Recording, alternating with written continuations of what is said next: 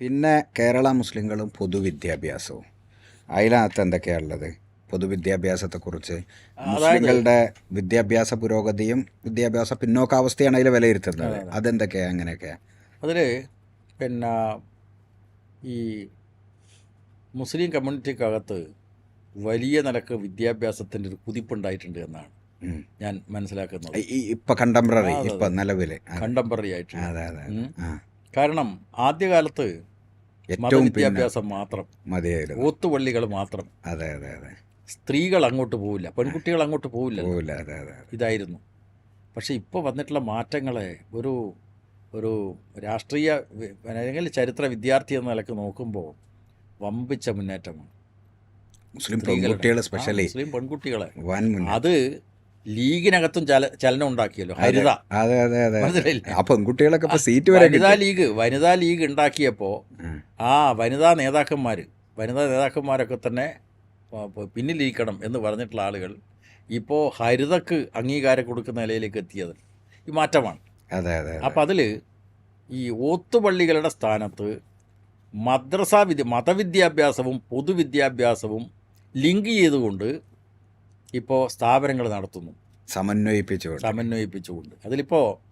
ഇതിൽ പറയുന്ന കൂട്ടത്തിൽ ഈ വിവിധ സുന്നി വിഭാഗങ്ങൾ, മുജാഹിദ് സംഘടനകൾ, അതുപോലെ തന്നെ ജമാഅത്തെ ഇസ്ലാമി, സർവോപരി MES, ഇതൊക്കെ പിന്നെ അടുത്ത കാലത്ത് ആധുനിക വിദ്യാഭ്യാസ മേഖലയിൽ ഇടപെട്ടുകൊണ്ട് പ്രവർത്തിക്കുന്ന സംഘടനകളാണ്. അപ്പോൾ അത് അനുകൂലമായിട്ടുള്ള ചലനം ഉണ്ടാക്കുമെന്നതാണ് എൻ്റെ വിലയിരുത്തൽ. അങ്ങനെയാണ്. കാരണം ഈ പൊതുവിദ്യാഭ്യാസം അത് മുസ്ലിം സമൂഹത്തിനടക്ക് വലിയ നിലക്ക് മാറ്റങ്ങൾ ഉണ്ടാക്കുമെന്നാണ്. കാരണം ഇതിനകത്ത് സനാഉള്ള മക്തി തങ്ങളുടെ നിലപാട് പറയുന്നു, നമ്മളെ ഇംഗ്ലീഷ് വിദ്യാഭ്യാസവുമായി ബന്ധപ്പെട്ട് നരകത്തിലെ ഭാഷയാണ്, ഇംഗ്ലീഷ് പഠിക്കാൻ പാടില്ലാണ്. ഇപ്പോൾ ഈ പറയുന്ന മതസംഘടനകളൊക്കെ ഈ ഇംഗ്ലീഷ് മീഡിയം സ്കൂളുകൾ, CBSE സിലബസ്, ഇപ്പോൾ PMCയെ പറ്റി പറയുന്നുണ്ടല്ലോ, CBSE സിലബസിൽ എന്താണോ കേന്ദ്ര ഗവൺമെൻറ് സിലബസ് അതനുസരിച്ച് പഠിപ്പിക്കുന്ന സ്ഥാപനങ്ങൾ നടത്തുന്നതാണ് ഈ പല മതസംഘടനകൾ. അപ്പോൾ അതൊരു വലിയ മാറ്റമാണ്. അതെ അതെ. ഇപ്പോൾ CBSE വലിയ ടിപ്പു സുൽത്താൻ്റെയും ചരിത്രം പഠിപ്പിക്കാൻ കഴിയില്ല എന്ന് പ്രഖ്യാപിച്ചൊരു പശ്ചാത്തലത്തിൽ അത് വലിയ ചർച്ചയാണ്. അത് തന്നെയാണ് അവർക്ക് പിന്തുടരാൻ നിർബന്ധിതമാവുന്നത്. അതെ അതെ അതെ അതെ. അതിലൊരു മാറ്റം വേണം ശരിക്കും. തീർച്ചയായിട്ടും. അപ്പോൾ അത് കഴിഞ്ഞു. അപ്പോൾ ആ വിഷയത്തിൽ പിന്നെ കേരള മുസ്ലിങ്ങളും രാഷ്ട്രീയ പ്രസ്ഥാനങ്ങളും, അതാണല്ലോ ഇപ്പോൾ നമ്മളൊരു പ്രധാന ഏരിയ. നിങ്ങൾ രാഷ്ട്രീയ നേതാവ് എന്നുള്ള ആൾക്ക് പറയേണ്ടത് കേരളത്തിലെ മുസ്ലിങ്ങളുടെ രാഷ്ട്രീയത്തെ എങ്ങനെയാണിത് കാണുന്നത്? അതിൽ ഒന്ന്, ഈ സ്വാതന്ത്ര്യസമര കാലത്ത് ഇവിടെ മുസ്ലിങ്ങൾക്കിടയിൽ ഒരു ദേശീയ മുസ്ലിം ധാരയുണ്ടായിരുന്നു. കോൺഗ്രസിൻ്റെ ഭാഗമായിട്ടുള്ള മുസ്ലിംസ്, അതാണ് ദേശീയ മുസ്ലിം ധാര. അബ്ദുറഹ്മാൻ സാഹിബ്, ഈ മൊയ്തു മൗലവി സാഹിബ് ഒക്കെ ഉൾപ്പെടുന്ന ഒരു ദേശീയ മുസ്ലിം ധാര. ആ ദേശീയ മുസ്ലിം ധാര കോൺഗ്രസിനകത്ത് ഇടതുപക്ഷവുമായിട്ട് യോജിച്ചുകൊണ്ടാണ് നിന്നിരുന്നത്. അതാണ് നമ്മൾ അതാണ് കമ്മ്യൂണിസ്റ്റുകാരും ഒക്കെ ആ ധാരയുടെ ഭാഗമായിരുന്നു. തീർച്ചയായിട്ടും. നിങ്ങൾ കൗതുകരമായിട്ടുള്ള കാര്യം, ഈ മുഹമ്മദ് അബ്ദുറഹ്മാൻ സാഹിബിനെ ലീഗുകാർ എതിർത്തതുപോലെ വേറെ ആരും എതിർത്തിട്ടില്ല. അതെ അതെ അതെ. കാഫിറാക്കിയിരുന്നു, കാഫിറായിട്ടോ അടക്കം ചിത്രീകരിച്ചിട്ടുണ്ട്. അതായത് കോൺഗ്രസിനകത്തെ ഈ പ്രമാണിമാരായിട്ടുള്ള ആളുകൾ, ജാതി മേധാവിത്വമൊക്കെ അംഗീകരിക്കുന്ന ഒരു വിഭാഗം ആളുകൾ മുഹമ്മദ് അബ്ദുറഹ്മാൻ സാഹിബിനെ സാമുദായികവാദിയായിട്ട് ചിത്രീകരിച്ചപ്പോൾ കാഫിറായിട്ട് ചിത്രീകരിച്ചു. ആര്? ഇവിടുത്തെ സാമുദായികവാദികളായിട്ട് കോൺഗ്രസ് ചിത്രീകരിച്ചു. ഇപ്പുറത്ത് പറഞ്ഞത് കാഫിറാണ്. ഏത്? മുസ്ലിങ്ങളായിട്ടുള്ള ആളുകൾ. അതിൽ ഈ മുഹമ്മദ് അബ്ദുറഹ്മാൻ്റെ ഇടപെടലുകളുണ്ടല്ലോ, അത് ധീരമായിട്ടുള്ള ഇടപെടലുകളാണ്. അതായത് ഈ ഒന്ന്, മുസ്ലിം സമുദായത്തിൽ ചോദ്യം ചെയ്യപ്പെടാത്ത നിലയിൽ പ്രാതിനിധ്യ സ്വഭാവമുള്ളത് മുസ്ലിങ്ങളുടെ പ്രാതിനിധ്യം ആർക്കാ? ലീഗിനായിരിക്കണം. അതെ അതെ. ഒരു കാലത്തും അത് ചോദ്യം അതിനെ വെല്ലുവിളിച്ചുകൊണ്ടാണ് മുഹമ്മദ് അബ്ദുറഹ്മാൻ സാഹിബ്. അത് പഠിച്ചു നോക്കുമ്പോൾ ഈ 1934 ഒരു തെരഞ്ഞെടുപ്പുണ്ട്. സത്താർ സേട്ടിനെതിരായിട്ട്. അന്ന് ലീഗ് ഉണ്ടായിട്ടില്ല. അതെ അതെ അതെ. ഇപ്പോൾ KM അൽത്താഫിൻ്റെ പുസ്തകത്തിൽ ലീഗ് ഉണ്ടാവുന്നതിന് മുമ്പേ കേരളത്തിൽ അബ്ദുറഹ്മാൻ സാഹിബിനെതിരായി നടത്തിയ അക്രമങ്ങൾക്ക് ലീഗ് മറുപടി പറയണമോ എന്നാണ് ചോദിക്കുന്നത്. അതെ അതെ, നിങ്ങളോടുള്ള ചോദ്യമായി. പക്ഷെ അന്ന് ഓൾ ഇന്ത്യ ലീഗ് ഉണ്ട്. അതെ അതെ അതെ. അതായത് 1928 സൈമൺ കമ്മീഷൻ വരുന്നു ഭരണപരിഷ്കാരത്തിൻ്റെ ശുപാർശകൾ സമർപ്പിക്കാൻ. അപ്പോൾ അത് ബഹിഷ്കരിക്കണം.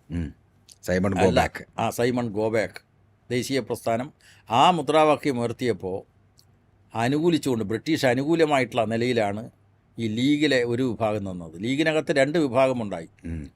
കേരളത്തിലെ മുസ്ലിങ്ങൾക്കിടയിൽ 2 വിഭാഗമുണ്ടായി.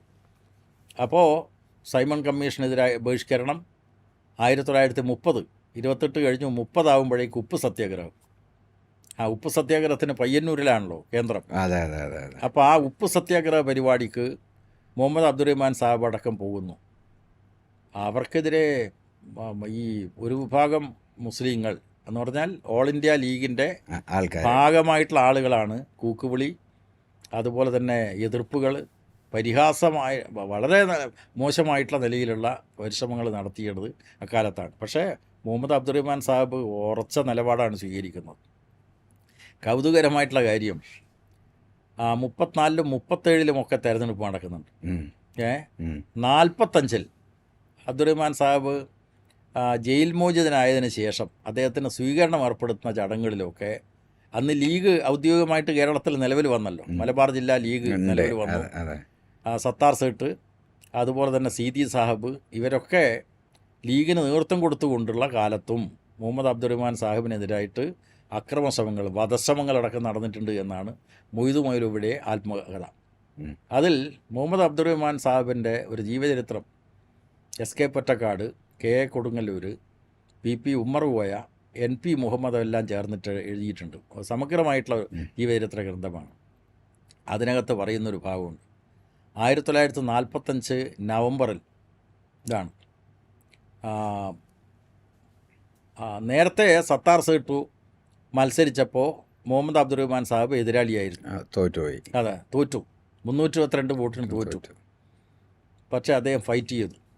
സത്താർ സേട്ടിനെതിരായിട്ട് മത്സരരംഗത്ത് അബ്ദുറഹ്മാൻ വരരുത് എന്ന അടിസ്ഥാനത്തിൽ മധ്യസ്ഥ ചർച്ച നടന്നു. ഈ സീതി സാഹിബ് അടക്കമാണ്. അപ്പോൾ അബ്ദുറഹ്മാൻ അന്ന് സാമ്പത്തികമായിട്ട് വലിയ പ്രയാസമില്ല. അല്ലമീൻ പത്രം നടത്തിക്കൊണ്ടുപോകാൻ പ്രയാസപ്പെട്ട ഒരു കാലത്ത് സാമ്പത്തിക സഹായമടക്കം വാഗ്ദാനം ചെയ്തു. അബ്ദുറഹ്മാൻ പറഞ്ഞു, എന്നെ അങ്ങനെ പണത്തിനൊന്നും വിലക്കെടുക്കാൻ പറ്റില്ല എന്ന നിലപാട് സ്വീകരിച്ചു. മത്സരിച്ചു, തോറ്റു. ഞാൻ പറഞ്ഞു വന്നത് 1945 നവംബറിൽ ദേശീയ അസംബ്ലിയിലേക്ക് മുസ്ലിം മണ്ഡലത്തിൽ മത്സരം വന്നപ്പോൾ സത്താർ സേട്ടു അപ്പുറത്ത് സ്ഥാനാർത്ഥി. അദ്ദേഹം ധനാഢ്യനാണ്, അതിസമ്പന്നനാണ്. സമ്പന്ന വിഭാഗമാണ് സത്താർ സേട്ടുവിൻ്റെ പിന്നിൽ അണിനിരന്നിട്ടുള്ളത്. അപ്പോൾ അതിനെതിരായിട്ട് സ്ഥാനാർത്ഥി വേണം. അപ്പോൾ അബ്ദുറഹ്മാൻ സാഹിബും കൂട്ടരും ആലോചിച്ചു എന്താ വഴി. അപ്പോൾ എന്തായാലും സ്ഥാനാർത്ഥി. അപ്പോൾ 50 ഉറുപ്പികയുടെ മേലെ നികുതി അടക്കുന്നവർക്ക് മാത്രം വോട്ടവകാശമുള്ള കാലത്ത് ഒരു സ്ഥാനാർത്ഥിയെ കണ്ടെത്തണം. അങ്ങനെ സ്ഥാനാർത്ഥിയെ കണ്ടെത്തി. പാലാട്ട് കുഞ്ഞിക്കോയ. പിന്നീട് രാഷ്ട്രീയത്തിൽ സജീവമായിട്ടുണ്ട് അദ്ദേഹം. പാലാട്ട് കുഞ്ഞിക്കോയ സ്ഥാനാർത്ഥിയായി. മത്സരം നടന്നു, വാശിപൂർവ്വമുള്ള മത്സരം നടന്നു. പക്ഷേ പാലാട്ട് കുഞ്ഞിക്കോയക്ക് കെട്ടിവെച്ച പൈസ പോലും കിട്ടിയില്ല. എന്നിട്ട് അന്ന് ആ റിസൾട്ട് വന്നപ്പോൾ മുഹമ്മദ് അബ്ദുറഹ്മാൻ സാഹിബ് പറയുന്ന ഒരു കാര്യം, അത് അങ്ങേയറ്റം കൗതുകരമാണ്. അദ്ദേഹം പറഞ്ഞത്, ഈ തെരഞ്ഞെടുപ്പിൽ ജിന്നയാണ് തോറ്റത്, ഞാനല്ല എന്നതാണ്. ജിന്നയല്ല തോറ്റത്, ഞാനല്ല, ആ ജിന്നയാണ് തോറ്റത്. എന്ന് പറഞ്ഞാൽ ഞാൻ നേരത്തെ പറഞ്ഞിട്ടുണ്ടല്ലോ, മുസ്ലിം സമൂഹത്തെ ആകമാനം പ്രതിനിധീകരിക്കാനുള്ള അവകാശം ലീഗിന് മാത്രമാണ് എന്നുള്ള നിലപാടിനെ വെല്ലുവിളിച്ചുകൊണ്ടാണ് മുഹമ്മദ് അബ്ദുറഹ്മാൻ സാഹിബ് കെട്ടിവെച്ച കാശ് കിട്ടാത്ത സാഹചര്യത്തിലും ജിന്ന തോറ്റു, ജിന്നയാണ് തോറ്റത് എന്ന് പറഞ്ഞിട്ട് പ്രഖ്യാപനം നടത്തിയല്ലോ. അത് കെട്ടിവെച്ച പൈസയും കിട്ടിയിട്ടില്ല. ജിന്നയാണ് തോറ്റതെന്ന് പറഞ്ഞാൽ ജിന്ന ആവശ്യപ്പെടുന്നത് എന്താ, മുസ്ലിം സമൂഹത്തെ പ്രതിനിധാനം ചെയ്യാൻ ഞങ്ങൾക്ക് മാത്രമാണ് അവകാശം, ലീഗ്. പക്ഷേ അതിനെ എതിർത്തുകൊണ്ട് ഞങ്ങളിത് അവിടെ നിൽക്കുന്നു എന്ന ഒരു സാധനം ഉണ്ടാക്കി. അതെ, ഞങ്ങൾ നിങ്ങൾക്കെതിരായിട്ടുണ്ട്. നിങ്ങൾ അങ്ങനെ മുസ്ലിം സമൂഹത്തെ ആകെ പ്രതിനിധാനം ചെയ്യാൻ പിന്നെ ഉള്ള പുറപ്പാട് വേണ്ട എന്നുള്ള തന്നെ ഉറച്ച നിലപാട് സ്വീകരിക്കുന്നു. നമ്മൾ പാലോളി സഖാവിനെ കണ്ട ഓർമ്മ ഉണ്ടോ? അപ്പോൾ ഇതിന്റെ തുടക്കത്തില് പാലോളി എന്ന് പറഞ്ഞ മൂപ്പര ചെറുപ്പത്തിലെ ആദ്യത്തെ ഓർമ്മ എന്ന് പറഞ്ഞാൽ മുഹമ്മദ് ബുറ സാഹിബ് മലപ്പുറത്ത് പ്രസംഗിക്കാൻ വന്നപ്പോൾ ലീഗുകാർ കൂവണ ഒരു രംഗത്തെ കുറിച്ച് പറയുന്നുണ്ട്. ഭയങ്കര കൂവായിരുന്നു. അവർ ശരിക്കും അബ്ദുറഹ്മാൻ സാഹിബ് വേണ്ട വിധത്തിൽ പറയപ്പെടാത്ത കേരളത്തിലെ ഒരു ലെജൻഡറാണ് ശരിക്കും. അതെ, യാതൊരു സംശയമില്ല. അല്ല, ആ ചരിത്രമൊക്കെ വായിക്കുന്ന നേരത്ത് നമുക്ക് മനസ്സിലാക്കാൻ പറ്റും. അതാന്ന് വെച്ചാൽ നിർഭയനായ പോരാളി എന്നൊക്കെ പറയുന്നുണ്ട്. അക്ഷരാർത്ഥത്തിൽ അത് തന്നെയാണ്. അദ്ദേഹം പിൽക്കാലത്ത് കമ്മ്യൂണിസ്റ്റുകാരെ വിമർശിച്ചിട്ടുണ്ട്, അതെ അതെ, അതൊക്കെ ഉണ്ട്. പക്ഷേ അതേസമയം ഈ ലീഗിനെ ഇത്ര ശക്തമായിട്ട് എതിർത്തിട്ടുള്ള ദേശീയ പ്രസ്ഥാനത്തിലെ കേരളത്തിലെ നേതാക്കന്മാരിൽ മുൻപന്തിയിലാണ്. അത് പറഞ്ഞല്ലോ, തോൽക്കുമെന്ന് അറിഞ്ഞിട്ട് പോലും നിങ്ങളെ ഏകപക്ഷീയമായിട്ട് ജയിക്കാൻ വിടില്ല, നിങ്ങളുടെ പാകിസ്ഥാൻ വാദം ശരിയല്ല എന്നൊക്കെ പറഞ്ഞിട്ടുള്ള ഉറച്ച നിലപാട് അബ്ദുറഹ്മാൻ സാഹിബ് സ്വീകരിക്കുന്നുണ്ട്. അതിന്റെ ഭാഗമാണ് പാലോളി ഓർത്തെടുത്ത അന്നത്തെ പ്രസംഗം. അപ്പോൾ അവിടെ ആ പ്രസംഗത്തിന്റെ രംഗം ഞാൻ ഇതിനകത്ത് അബ്ദുറഹ്മാൻ പാലോളി പറയുന്നത് രേഖപ്പെടുത്തിയിട്ടുണ്ടല്ലോ. അതായത് ആചാരവാഹുവായിട്ടുള്ള ഒരാൾ പ്രസംഗിക്കുന്നു. അതെ, ആ പ്രസംഗിക്കുന്ന ആളുടെ മുന്നിലായിട്ട് ഒരു ഒഴിഞ്ഞ മത്സ്യക്കൊട്ട, കേൾക്കാതിരിക്കണ ഒരാളാ, ഒഴിഞ്ഞ മത്സ്യക്കൊട്ട വെച്ചുകൊണ്ട് അദ്ദേഹത്തെ പരിഹസിക്കുക. നിന്റെ പ്രസംഗമൊക്കെ ഇതിനകത്താണ്, ഒഴിഞ്ഞ മത്സ്യക്കൊട്ടക്കകത്താണ് പോകുന്നത് എന്ന നിലക്ക് പരിഹസിച്ചു. അങ്ങനെയെല്ലാം ശക്തമായിട്ടുള്ള എതിർപ്പ് ലീഗുകാരുടെ ഭാഗത്തു നിന്നുണ്ടായിട്ടുണ്ട്. പക്ഷേ എങ്കിലും അദ്ദേഹം കുലുങ്ങിയില്ല. ഈ സത്താർ സേട്ട് പിന്നീട് പാകിസ്ഥാനിലേക്ക് പോയി വേറെ പല രാജ്യങ്ങളുടെ അംബാസഡറൊക്കെ മാറി. സീതി സാഹിബ് അടക്കം ഇവിടെ നിന്നു പുള്ളി പോയി. അതെ. അപ്പോൾ സീതി സാഹിബിനെ പറ്റി വിമർശനം ഉന്നയിച്ചു എന്നതാണ് പൗത്രന്റെ പ്രശ്നം, പൗത്രന്റെ വിഷമം. പക്ഷേ ഞനക്കതിന് മറുപടി പറയാനുള്ള ഒരു കാര്യം, ഞാൻ ചരമോപചാര പ്രസംഗമല്ല നടത്തുന്നത്, വിലയിരുത്തലാണ്. ഇദ്ദേഹം ആ പുസ്തകത്തിൽ പറയുന്നത് പിന്നെ ഈ സീതി സാഹിബിനെ 1961 കേരളത്തിലെ നിയമസഭയിൽ അന്തരിച്ചതിനെ തുടർന്നുള്ള ചരമോപചാര പ്രസംഗത്തിൽ EMS ഇങ്ങനെയെല്ലാം പറഞ്ഞിരിക്കുന്നു എന്നതാണ് ഞാൻ പറഞ്ഞത്. ഞാൻ ഇവിടെ പുസ്തകത്തിൽ വിലയിരുത്തിയത് ഒരു ചരമോപചാര പ്രസംഗത്തിൻ്റെ ഭാഗമല്ല. അന്തരിച്ച ആളെയും നമുക്ക് വിലയിരുത്താം, ചരിത്രത്തിലെ വ്യക്തിത്വങ്ങളെന്ന നിലയ്ക്ക് വിലയിരുത്താം. അന്നേരത്ത് സ്വാഭാവികമായിട്ടും ചില വിയോജിപ്പുകൾ ഉണ്ടാവാം. ആ വിയോജിപ്പുകൾ ഇവിടെയും പ്രകടിപ്പിച്ചിട്ടുണ്ട്.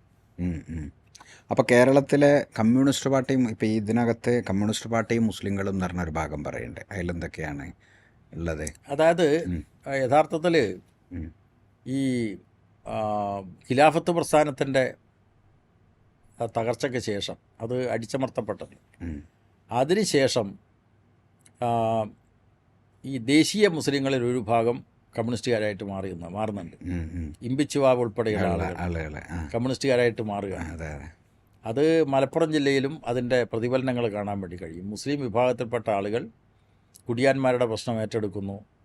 അതാണല്ലോ ഖിലാഫത്ത് പ്രസ്ഥാനത്തിൻ്റെ അടിയിലുണ്ടായിരുന്നത്. കൃഷിക്കാരുടെ പ്രശ്നങ്ങൾ, തൊഴിലാളികളുടെ പ്രശ്നങ്ങൾ ഏറ്റെടുക്കുന്നു. അങ്ങനെയെല്ലാം ഉള്ള പ്രവർത്തനങ്ങൾ കമ്മ്യൂണിസ്റ്റ് പാർട്ടി ഈ മേഖലയിൽ, ഖിലാഫത്ത് പ്രസ്ഥാനം നടന്നിട്ടുള്ള മേഖലയിൽ നടത്തുന്നുണ്ട്. അപ്പോൾ കുറേ സ്വീകാര്യത അതിൻ്റെ ഭാഗമായി കിട്ടുന്നുണ്ട്. അതിൽ കൂട്ടത്തിൽ പൊന്നാനിയിൽ നടന്നിട്ടുള്ള ഒരു വീട് തൊഴിലാളി സമരത്തെപ്പറ്റി പറയുന്നു. അല്ലാഹു അക്ബർ ഇൻഖിലാബ് സിന്ദാബാദ്, അല്ലാഹു അക്ബർ ഇൻഖിലാബ് സിന്ദാബാദ് രണ്ടും ചേർത്തുകൊണ്ട് സ്ത്രീകളടക്കം, മുസ്ലിം സ്ത്രീകളടക്കം അവിടെ സമരത്തിൽ പങ്കെടുത്തുകൊണ്ട് മുന്നോട്ട് വന്നത് ഈ പുസ്തകത്തിൽ ചൂണ്ടിക്കാണിക്കുന്നുണ്ട്. അങ്ങനെ കമ്മ്യൂണിസ്റ്റുകാരുടെ ഇടപെടൽ കുറേ കൂടി ശക്തമായി ഇവിടെ നടക്കുന്നുണ്ട്. പക്ഷേ എന്താ പ്രശ്നം എന്ന് പറഞ്ഞാൽ, ഈ മതപൗരോഹിത്യം, ഈ കമ്മ്യൂണിസത്തിനെതിരായിട്ട് നടത്തിയിട്ടുള്ള പ്രചരണങ്ങൾ, ഈ വിശ്വാസികളായിട്ടുള്ള മുസ്ലിം ജനവിഭാഗങ്ങൾ കമ്മ്യൂണിസ്റ്റ് പ്രസ്ഥാനത്തിലേക്ക് വരുന്നതിന് തടസ്സമായിട്ട് വന്നിട്ടുണ്ട്. അത് യാഥാർത്ഥ്യമാണ്. അതിനെ മറികടക്കാൻ പാർട്ടി എന്തെങ്കിലും ചെയ്തിട്ടുണ്ടോ? എല്ലാം മറികടക്കാൻ എന്ന് പറയുന്നത് സ്വാഭാവികമായിട്ടും കമ്മ്യൂണിസ്റ്റ് പ്രസ്ഥാനത്തിന് അങ്ങനെ ഒരു അജണ്ട ഇല്ല, അങ്ങനെ ഒരു സമീപനം ഇല്ല. അങ്ങനെ ഒരു സമീപനം ഇല്ല എന്ന് അവരെ ബോധ്യപ്പെടുത്താനാണല്ലോ. പക്ഷേ വേറൊരു കാര്യം, ഇങ്ങനെയെല്ലാം കമ്മ്യൂണിസ്റ്റ് വിരുദ്ധ പ്രചരണം നടത്തിയവർ 1965-ലും 67-ലും ലീഗ്, നമുക്ക് ലീഗിൻ്റെ ഭാഗം പറയാം. അപ്പോൾ ആ ഒരു നിലപാടിലേക്കും അവർ മാറിയിട്ടുണ്ട്.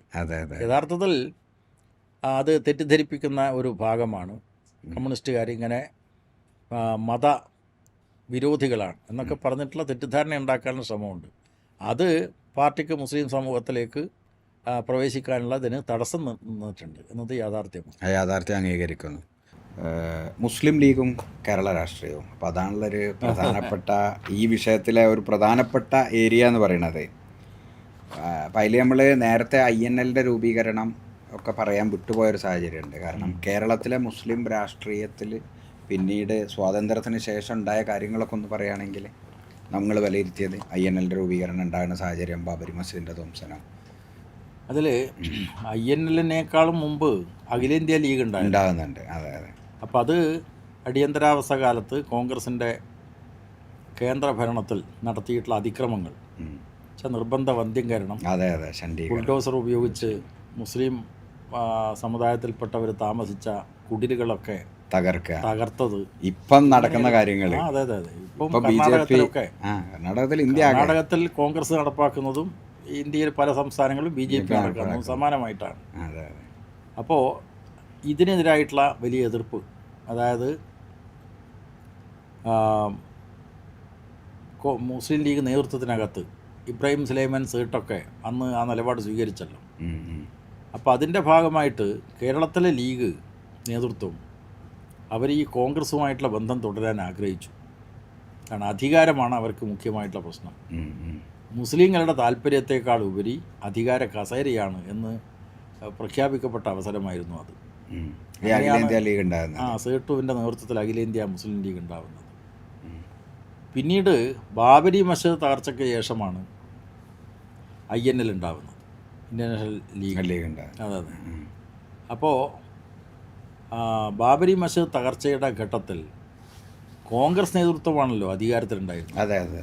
അതാണ് എന്ന് പറഞ്ഞാൽ നരസിംഹറാവു നേതൃത്വമുള്ള ഗവൺമെൻറ് തന്നെയാണ് RSSന് ഈ വിധം 464 കൊല്ലം പഴക്കമുള്ള ബാബരി മസ്ജിദ് തകർക്കുന്നതിനുള്ള ഉത്തേജനമായി മാറിയത്. പോലീസും ഭരണകൂടമൊക്കെ നോക്കി നിന്നിട്ടാണ്. അപ്പോൾ അതിനെതിരായിട്ട് മുസ്ലിം സമൂഹത്തിലുള്ള വലിയ എതിർപ്പ് വന്നപ്പോൾ അതിൻ്റെ കൂടെ നിൽക്കാനും കേരളത്തിലെ ലീഗിനായിട്ടില്ല. ഇതാണ് അഖിലേന്ത്യാ നേതൃത്വത്തിൽ തന്നെ നയിക്കത്തക്ക നിലയിലുള്ള ലീഗ്. അതാണ് ഓൾ ഇന്ത്യ പ്രസിഡന്റിനെ തന്നെ നിശ്ചയിക്കുന്നത് കേരളത്തിലെ ലീഗാണ് എന്ന നിലയാണ് വന്നിട്ടുള്ളത്. അപ്പോൾ വലിയ നിലക്ക് എതിർപ്പ് വന്നപ്പോഴാണ് ഈ INL കുറേ കൂടി പ്രവർത്തിക്കുന്ന നിലയുണ്ടായത്. ആ ഒരു പിളർപ്പുണ്ടായത് സുലൈമാൻ സേട്ടുവിൻ്റെ നേതൃത്വത്തിൽ. പിന്നീട് അതിനോട് അവർ പിന്നെ ഇടതുപക്ഷത്തോട് ചേർന്ന് ചേർന്ന് പ്രവർത്തിക്കുന്നു. പിന്നെ അത് കഴിഞ്ഞിട്ട് പിന്നെ നമ്മൾ വരുന്നത് മുസ്ലിം ലീഗും കേരള രാഷ്ട്രീയം. അതിനകത്ത് എന്തൊക്കെയാണ് പറയാനുള്ളത്? അല്ല, ലീഗ് കേരള രാഷ്ട്രീയത്തിൽ അവർക്ക് അധികാര രാഷ്ട്രീയം തന്നെയാണ് മുഖ്യമായിട്ടുള്ളത്. അതിനൊത്ത നിലപാട് അവർ സ്വീകരിക്കുകയാണ്. അതായത് കോൺഗ്രസ് ചില ഘട്ടങ്ങളിൽ അവരെ ചവിട്ടി പുറത്താക്കുന്ന നിലപാട് അടക്കം സ്വീകരിച്ചിട്ടുണ്ട്. പക്ഷേ എതിരായിട്ട് പ്രതികരിക്കുന്നില്ല. കാരണം കോൺഗ്രസ് അന്ന് പിന്നെ അധികാരത്തിലാണ്. കേന്ദ്രത്തിൽ അധികാരത്തിലാണ്. 57 തെരഞ്ഞെടുപ്പിൽ EMS ഗവൺമെൻറ് അധികാരത്തിൽ വന്നു, കമ്മ്യൂണിസ്റ്റ് പാർട്ടി അധികാരത്തിൽ വന്നു. 59 വിമോചന സമരം. ആ വിമോചന സമരത്തിൻ്റെ ആദ്യഘട്ടത്തിൽ ലീഗ് പങ്കെടുക്കുന്നില്ല, പിന്നീട് മാത്രമാണ് പങ്കെടുക്കുന്നത്. അപ്പോൾ പിന്നീട് പങ്കെടുത്തിട്ട് 60 തെരഞ്ഞെടുപ്പ് നടക്കുന്നു. 60 കമ്മ്യൂണിസ്റ്റ് വിരുദ്ധന്മാരുടെ യോജിപ്പിന് വേണ്ടി കോൺഗ്രസ് നേതൃത്വം നടപടികൾ നീക്കിയപ്പോൾ അതിൻ്റെ കൂടെ ലീഗ് നിന്നു. 60 തെരഞ്ഞെടുപ്പിൽ മുക്കൂട്ട് മുന്നണിയാണ് കോൺഗ്രസ്, PSP, മുസ്ലിം ലീഗ്. പക്ഷേ തെരഞ്ഞെടുപ്പിൽ വോട്ട് കോൺഗ്രസ്സിന് കിട്ടി. 60 കമ്മ്യൂണിസ്റ്റ് പാർട്ടിക്ക് തിരിച്ചടിയുണ്ടായി. പക്ഷേ അധികാരത്തിൽ വരുമ്പോൾ ലീഗിനെ പരിഗണിക്കാനേ പറ്റില്ല. ലീഗ് ചത്ത കുതിരിയാണെന്ന് പറഞ്ഞിട്ട് കോൺഗ്രസ് മാറ്റി നിർത്തി. PSP ആവശ്യപ്പെട്ടു ലീഗിന് മന്ത്രിസ്ഥാനം കൊടുക്കണം. പക്ഷേ കോൺഗ്രസ് നേതൃത്വം തയ്യാറായില്ല. അങ്ങനെയാണ് പട്ടംതാണുപിള്ളയുടെ നേതൃത്വത്തിലുള്ള ഒരു ഗവൺമെൻറ് കേരളത്തിൽ അധികാരത്തിൽ വരുന്നത്. 60 ഉണ്ടായിട്ടുള്ള ഈ പ്രശ്നം അന്ന് സീതി സാഹിബിനെ സ്പീക്കറാക്കി.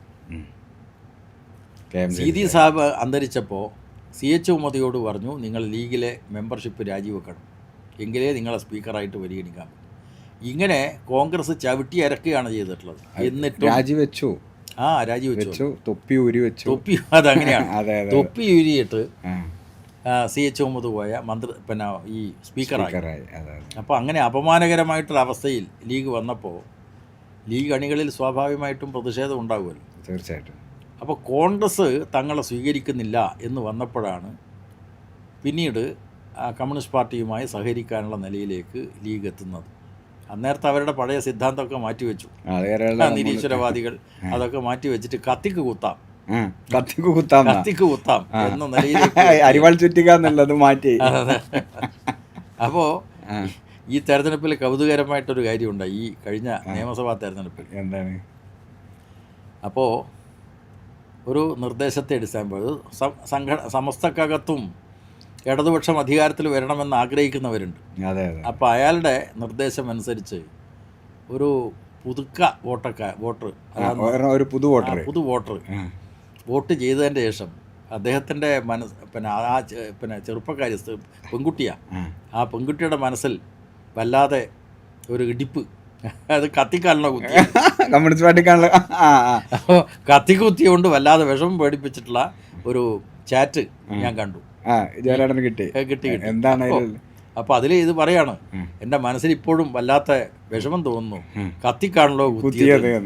ഇപ്പോൾ ഈ കഴിഞ്ഞ 2020 ഉണ്ട് കമ്മ്യൂണിസ്റ്റ് പാർട്ടിക്ക് വോട്ട് ചെയ്യുന്നതിലുള്ള ഒരു മുൻവിധി ചില ആളുകൾക്കുണ്ട്. അതിനെ നമ്മൾ മാറ്റിയെടുക്കേണ്ടതുണ്ട്. അപ്പോൾ എന്നിട്ട് അവസാനം പറയാം, അള്ളാഹ്ക്കറിയാം ഇത്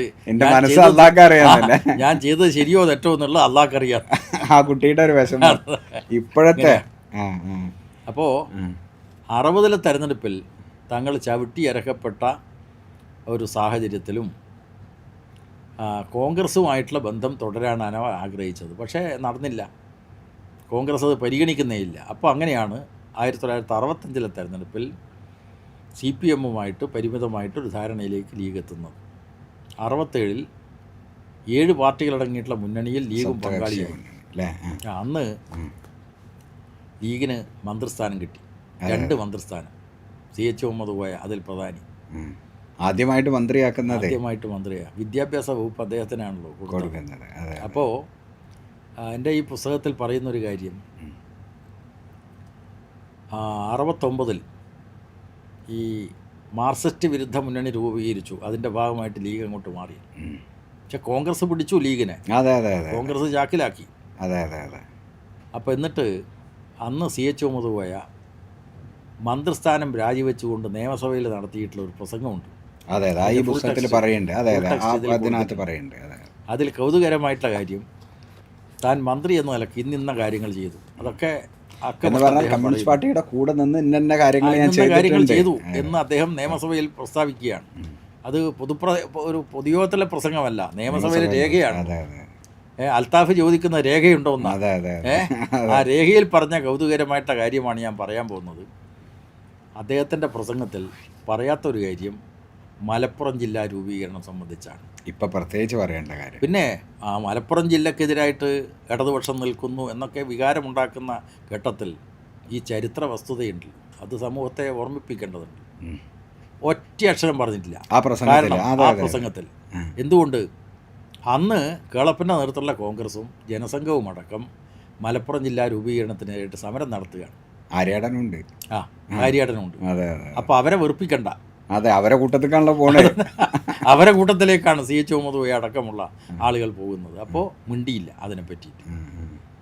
അപ്പോൾ അതാണ് കാലിക്കറ്റ് യൂണിവേഴ്സിറ്റി സ്ഥാപനം എന്ന് പറയാം. കമ്മ്യൂണിസ്റ്റ് പാർട്ടിയുടെ കൂടെ ലീഗ് നിന്നിട്ടാണ് ഏറ്റവും പ്രധാനപ്പെട്ട 2 നേട്ടങ്ങൾ ഉണ്ടാക്കിയത്.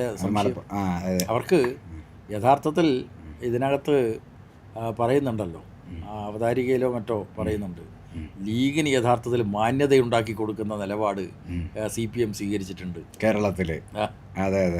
കാരണം അവരെ ഈ തൊട്ടുകൂടാത്തവരായിട്ട്, കുടില് കൊണ്ടുപോലും തൊടാൻ പാടില്ലാത്തവരായിട്ട് മാറ്റി നിർത്തപ്പെട്ട ലീഗിന് രാഷ്ട്രീയ രംഗത്തൊരു മാന്യത ഉണ്ടാക്കി കൊടുക്കാനുള്ള നിലപാട് CPM സ്വീകരിച്ചിട്ടുണ്ട്. അത് അന്നത്തെ കോൺഗ്രസ് വിരുദ്ധ മുന്നേറ്റത്തിൻ്റെ സാഹചര്യത്തിലാണ് അത്തരമൊരു നിലപാട് സ്വീകരിച്ചത്. ഇനി അങ്ങനെ ഒരു നിലപാട് ഉണ്ടാവുമോ കേരളത്തിൽ? അങ്ങനെയൊക്കെ ഒരു സാധ്യത തെളിഞ്ഞു വരുന്നുണ്ട്. പത്രങ്ങളിൽ അങ്ങനെ വാർത്തകൾ വരുന്നുണ്ട്, വന്നിട്ട് നോക്കാമല്ലോ. പക്ഷെ അതിന് പിന്നീട് ലീഗായിട്ട് മുന്നണി ഉണ്ടാക്കണം എന്ന് പറഞ്ഞാലോ പാർട്ടി പുറത്താക്കിയ സാഹചര്യമുണ്ട്. MV രാഘവനായിട്ട് ബന്ധപ്പെട്ട വിഷയം അതായിരുന്നല്ലേ. അപ്പോൾ ലീഗ് എല്ലാ കാലത്തും കമ്മ്യൂണിസ്റ്റ് പാർട്ടിയുടെ ഒരു തലവേദനയാണ്. പിന്നെ തലവേദനയാണെന്ന് പറയാൻ പറ്റില്ല. പക്ഷേ ഒന്ന്, മുസ്ലിം സമൂഹത്തിൽ ഇന്ന് ഏറ്റവും കൂടുതൽ സ്വാധീനമുള്ള പാർട്ടി ലീഗ് തന്നെയാണ്. അത് നിഷേധിക്കുന്നത് ഞാൻ ഇതിൻ്റെ അകത്ത് പറഞ്ഞിട്ടുണ്ട്. ഈ മുസ്ലിങ്ങളെ റാഡിക്കലൈസ് ചെയ്യുന്നതിൽ എന്താ പറയുക ലീഗ് തടയുന്നു എന്നാണ് ലീഗുകാർ പൊതുവെ പറയുന്ന ഒരു സാധനം. അങ്ങനെ ഒരു അഭിപ്രായം കമ്മ്യൂണിസ്റ്റ് പാർട്ടിക്കുണ്ടോ എന്ന് പറഞ്ഞാൽ തീവ്രവാദത്തിലേക്ക് പോകാതെ? ഇപ്പോൾ ബാബരി മസ്ജിദിൻ്റെ വിഷയത്തിൽ തന്നെ ലീഗ് എല്ലാ കാലത്തും പ്രചരിപ്പിക്കുന്ന ഒരു സാധനം എന്താ, ഞങ്ങൾ അന്ന് ഒരു നിലപാട് ശക്തമായി എടുക്കാതിരുന്നത് കേരളത്തിൻ്റെ സാമൂഹിക സന്തുലിതാവസ്ഥ നിലനിർത്താനാണ് എന്നൊക്കെയാണ് അവർ പറയാറ്. അങ്ങനെ ഒരു അഭിപ്രായം ഉണ്ടോ മുനിസിപ്പാലിറ്റി? ഇല്ല. അതായത് ലീഗ് യഥാർത്ഥത്തിൽ നേരത്തെ പറഞ്ഞതുപോലെ അവർക്ക് പ്രധാനം അധികാര രാഷ്ട്രീയമാണ്. അതിനപ്പുറം വേറെ ഒന്നും അവർക്ക് അജണ്ടയിലില്ല, വിഷയമല്ല, അജണ്ടയിലേ ഇല്ല. അപ്പോൾ യഥാർത്ഥത്തിൽ നേരത്തെ ലീഗ് പല കാലങ്ങളിൽ എടുത്ത നിലപാട് എന്ന് പറയുന്നത് കോൺഗ്രസിൻ്റെ അനുബന്ധമായിട്ട് വാലായിട്ട് നിൽക്കുക എന്നതിനപ്പുറം സ്വതന്ത്രമായിട്ട് ചിന്തിക്കുക, നിലപാട് വേണമല്ലോ. ആ നിലപാട് ഉയർത്തിപ്പിടിക്കാൻ ലീഗിന് പലപ്പോഴും സാധ്യമാവുന്നില്ല എന്നതാണ് യാഥാർത്ഥ്യം. അത് ശരിക്കും കേന്ദ്രത്തിൽ കോൺഗ്രസ് ഉള്ള കാലത്തായിരുന്നു അത് പ്രസക്തി. അതെ. ഇപ്പോൾ ഇവിടെ കേരളത്തിൽ ലീഗിന് ഒന്നുകൂടി സ്റ്റേ ഉള്ളൊരു കാലമാണല്ലോ. അപ്പോൾ ഇനി ചിലപ്പോൾ അവർ ഇടതുപക്ഷത്തേക്ക് വരികയാണെങ്കിൽ എന്തായിരിക്കും ഒരു പാർട്ടിയുടെ നിലപാട്? ഒരു കൗതുകം എന്നുള്ളവർക്ക് ചോദിക്കും. ഇപ്പോൾ വരുന്ന അങ്ങനെ ഒരു സാഹചര്യം വരികയാണെങ്കിൽ എന്ത് നിലപാട് എന്നത് ഇപ്പോൾ പറയാൻ പറ്റില്ലല്ലോ. പാർട്ടി അങ്ങനെ ഒരു സാഹചര്യം രൂപപ്പെടുന്ന അവസരത്തിൽ അഭിപ്രായം പറയാം. ഇപ്പോൾ പറയില്ല, ഇപ്പോൾ പറയേണ്ട ആവശ്യമില്ല. പിന്നെ അത് കഴിഞ്ഞ് നമ്മൾ പോകുന്നത് ഇപ്പം മുസ്ലിം ലീഗ് അതിൻ്റെ ഒരു രാഷ്ട്രീയ സമീപനം, അതിനോടുള്ള പൊതുവെയുള്ള കമ്മ്യൂണിസ്റ്റ് പാർട്ടിയുടെ നിലപാടുകൾ തന്നെയാണ് പിന്നെ പറയണതൊക്കെ. പിന്നെ അതിൻ്റെ ഹിസ്റ്ററി, എങ്ങനെയാണ് ലീഗ് ഇതിൻ്റെ ഭാഗമാകുന്നതൊക്കെ. പിന്നെ അതിൽ റൂമി ഇപ്പോൾ പറഞ്ഞിട്ടുള്ള ഒരു ഭാഗമുണ്ടല്ലോ, ഇത് തീവ്രവാദ ശക്തികൾ കേരളത്തിൽ ശക്തിപ്പെടാത്തതിന് കാരണം ലീഗ് എടുക്കുന്ന നിലപാടാന്ന് പറയുന്നുണ്ട്. ലീഗ് പ്രചരിപ്പിക്കുന്ന ഒരു അത് ശരിയല്ലല്ലോ. കാരണം കേരളത്തിലും തീവ്രവാദ ശക്തികൾ പ്രവർത്തിച്ചിട്ടുണ്ടല്ലോ. അതെ. എൻ്റെ ഈ പുസ്തകത്തിൻ്റെ പേര് തന്നെ എന്താ, മുസ്ലിം രാഷ്ട്രീയം, രാഷ്ട്രീയ ഇസ്ലാം എന്നതാണ്. അപ്പോൾ മുസ്ലിം രാഷ്ട്രീയത്തെയും രാഷ്ട്രീയ ഇസ്ലാമിനെയും വേർതിരിച്ച് കാണണം എന്നതാണ് പുസ്തകത്തിൻ്റെ നിലപാട്. അത് രണ്ടാണ്. ഈ രാഷ്ട്രീയ ഇസ്ലാം എങ്ങനെയാണ് രൂപപ്പെടുന്നത്? ബാബരി മസ്ജിദ് തകർച്ചയ്ക്ക് ശേഷമാണ്. കേരളത്തിൽ ശക്തിപ്പെടുന്നുണ്ടല്ലോ. അതിൻ്റെ ഭാഗമായിട്ട് നിരവധി സംഭവങ്ങൾ നടക്കുന്നുണ്ട്. അപ്പോൾ അതിൻ്റെ ഒരു ഉദാഹരണമാണല്ലോ തടിയൻ്റെ അവിടെ നസീർ ഉൾപ്പെടെയുള്ള ആളുകൾ. കാശ്മീരിലെ കുപ്വാരയിൽ 4 ചെറുപ്പക്കാർ പോയി ഇന്ത്യൻ പട്ടാളവുമായി ഏറ്റുമുട്ടി കൊല്ലപ്പെടുന്നു. കണ്ണൂർ സ്വദേശികൾ അടക്കമുണ്ടതിൽ. അതിലൊരു ചെറുപ്പക്കാരൻ്റെ പേരാണ് ഫായിസ്. ആ ഫായിസിൻ്റെ ഉമ്മ പറഞ്ഞിട്ടുള്ള കാര്യമുണ്ടല്ലോ, ഹൃദയത്തിൽ തട്ടിയിട്ടുള്ള ഒരു മകൻ്റെ ശരീരം. അതെ. അവൻ രാജ്യത്തിനെതിരായിട്ട്, അതായത് എൻ്റെ രാജ്യത്തിനെതിരായിട്ട് നിന്നിരിക്കുന്നു, അതുകൊണ്ട് അവൻ്റെ ശവശരീരം പോലും മൃതദേഹം പോലും എനിക്ക് കാണണ്ട എന്ന് ഉമ്മ പറയുന്ന ഒരു ദേശാഭിമാന പ്രചോദിതമായിട്ടുള്ള നിലപാടുണ്ടല്ലോ.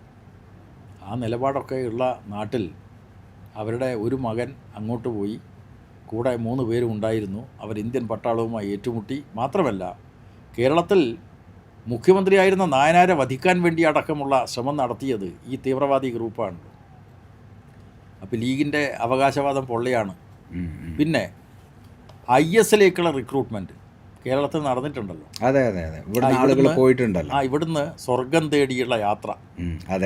സ്വർഗം തേടി അഫ്ഗാനിസ്ഥാനിൽ പോകുന്നു, അതുപോലെ സിറിയയിൽ പോകുന്നു. എന്നിട്ട് അവിടെ പട്ടാളവുമായി അവിടുത്തെ പട്ടാളമാരുടെയാണ് 5 നേരം നിസ്കരിക്കുന്ന പട്ടാളക്കാർ തന്നെ ഞങ്ങളുടെ ശത്രുവാണ് എന്ന് പ്രഖ്യാപിച്ചുകൊണ്ടാണ് ഈ IS റിക്രൂട്ടീസ് അവിടെ പൊരുതിയത്. മരിച്ചു. എന്നിട്ടോ അവർ കൂട്ടിക്കൊണ്ടുപോയ കുടുംബങ്ങൾ, സ്വർഗം തേടിയിട്ടുള്ള യാത്രയാണല്ലോ, ആ കുടുംബങ്ങളുടെ നിലവിളി, അനാഥമായിട്ടുള്ള അത്തരം കുടുംബങ്ങളുടെ നിലവിളി നമ്മുടെ കാതുകളിൽ വന്ന് അലക്കുന്ന അവസരത്തിൽ ഈ കേരളത്തിൽ അങ്ങനെയൊന്നും ഉണ്ടായിട്ടില്ല. അതിൽ ഈ കേന്ദ്ര ഗവൺമെൻറ്റും RSSും ഒക്കെ ദി കേരള സ്റ്റോറിയൊക്കെ പ്രചരിപ്പിച്ചുകൊണ്ട് ഇവിടെ 30,000 മുസ്ലിം യുവാക്കൾ ISൽ ചേർന്നിട്ടുണ്ട് എന്നൊക്കെ പറയുന്ന നുണകളുണ്ട്.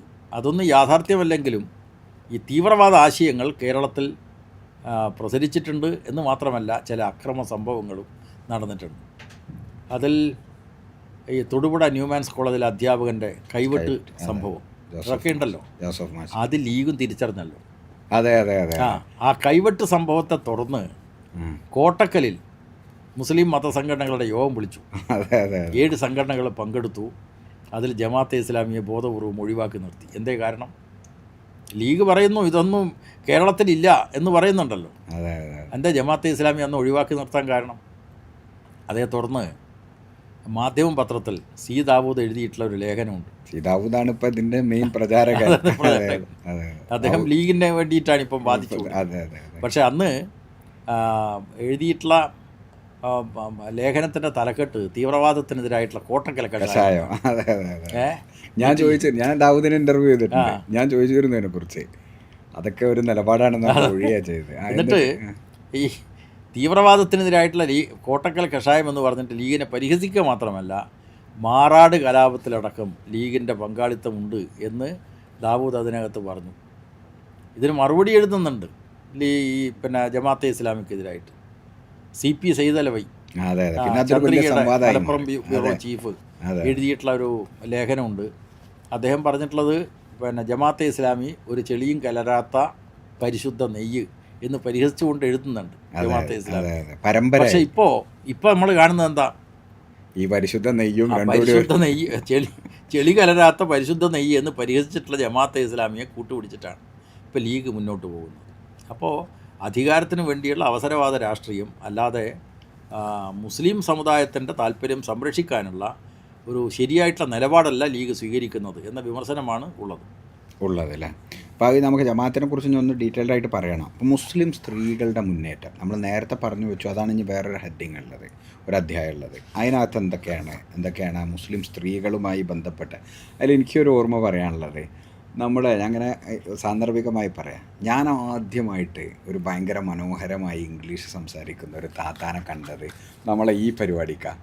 നമ്മളെ ഹുസൈനുള്ളത്താണിക്ക് വരാം സെമിനാറിൽ നമ്മളെ അവിടെ ഉണ്ടായിരുന്ന തലശ്ശേരിയുള്ള ഒരു മറിയ ആയിഷുമ്മ ഇംഗ്ലീഷിൽ പ്രസംഗിക്കുകയൊക്കെ ചെയ്ത്, അതെനിക്കൊരു മലപ്പുറത്തുനിന്ന് പോയ എന്നെ സംബന്ധിച്ചൊരു ഭയങ്കര അത്ഭുതമായിരുന്നു. അപ്പം മുസ്ലിം സ്ത്രീകളുടെ മുന്നേറ്റമായിട്ട് ബന്ധപ്പെട്ട് എന്തൊക്കെയാണ് ഇതിൽ പറയുന്നത്? അതിൽ പ്രധാനമായിട്ട് ഞാൻ നേരത്തെ പറഞ്ഞ കാര്യത്തിലുണ്ട്. അതായത് മതവിദ്യാഭ്യാസത്തോടൊപ്പം പൊതുവിദ്യാഭ്യാസം, അതിൽ ഇംഗ്ലീഷ് വിദ്യാഭ്യാസമുണ്ട്. ഇത് മുസ്ലിം സമൂഹത്തിൽ പുതിയ തലമുറയിൽ നല്ല നിലക്കുള്ള മുന്നേറ്റം ഉണ്ടാക്കിയിട്ടുണ്ട്.